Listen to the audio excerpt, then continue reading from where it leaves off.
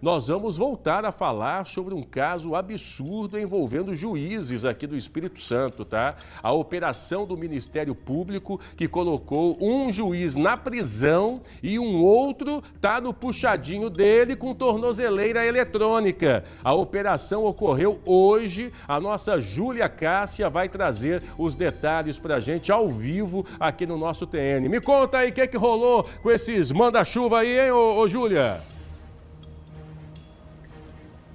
Então, Douglas, além desses dois juízes, um preso já no presídio da Polícia Militar e o outro usando tornozeleira eletrônica, também foram alvo dessa operação advogados e pessoas ligadas a empresas que são suspeitas de participar desse esquema. Como funcionava basicamente? Pelo menos 34 pessoas, é o que apontam as investigações, estão envolvidos em uma organização criminosa que aplicava golpes em pessoas falecidas que tinham altos valores em contas bancárias ou então imóveis e que não tinham herdeiros diretos ou interessados. Esse é o grande ponto, né, dessa operação. Então, essas pessoas falecidas não tinham herdeiros, esse dinheiro estava parado. Basicamente, se trata de uma fraude na hora de entrar com o processo na justiça. Falsos contratos eram feitos sem acesso público, esse é um detalhe importante, que viravam disputas judiciais para, no fim, o dinheiro ou o bem ficar à disposição da justiça. Os crimes, se ficarem comprovados, né, a suspeita é que essas 34 pessoas praticaram crimes como lavagem de dinheiro, corrupção ativa e passiva, falsificação de documento público e falsidade ideológica. Hoje, na operação, o Ministério Público cumpriu 52 mandados expedidos pela Justiça aqui do Estado. Esses mandados foram cumpridos em Vitória, Vila Velha, Serra e Barra de São Francisco e também nos estados do Rio de Janeiro e Paraíba. Interessante que essas disputas judiciais aí que são consideradas apontadas como falsas aconteciam na comarca de Barra de São Francisco e nem sempre as partes envolvidas faziam parte do município.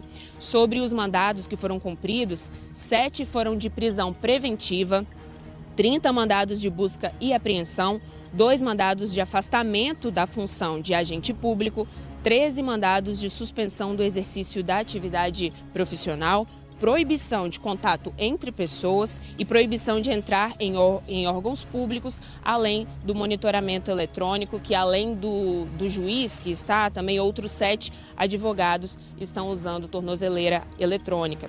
Esses mandados foram cumpridos nas casas dos investigados, nos locais de trabalho, também em órgãos públicos e também nas empresas que são suspeitas.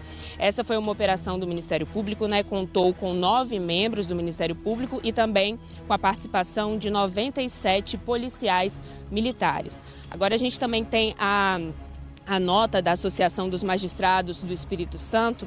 Eles reforçaram o compromisso com a transparência, a ética e respeito às instituições. Destacaram que todos os magistrados respondem da mesma forma que qualquer cidadão e que a apuração dos fatos deve ser imparcial, garantindo o direito à ampla defesa. A Associação dos Magistrados também informou que os juízes estão sendo assistidos por uma comissão de prerrogativa da associação. E a gente também teve a informação que agora no início da tarde o Tribunal de Justiça decidiu abrir 2 processos administrativos disciplinares contra o juiz que está de tornozeleira. A corte ela também determinou que ele fique afastado do cargo durante as investigações. E a principal suspeita para esse afastamento é a respeito da liberação de um pagamento de 2,7 milhões com uma rapidez incomum. Definiu aí essa nota do tribunal, sem qualquer cautela, que teria acontecido em dezembro de 2023, quando esse juiz que está com a tornozeleira substituía a juíza titular da 2ª Vara Cível de Vitória. Essas são as informações, Douglas, e é claro que a gente continua acompanhando os desdobramentos dessa operação muito importante que toca aí em dinheiro, né, de pessoas, fraude de pessoas falecidas. Volto com você. É difícil, né, bicho? Difícil esse tipo de situação, porque é uma instituição, né? O judiciário. É óbvio que esses dois juízes, um que está preso e o outro com tornozeleira em casa, né?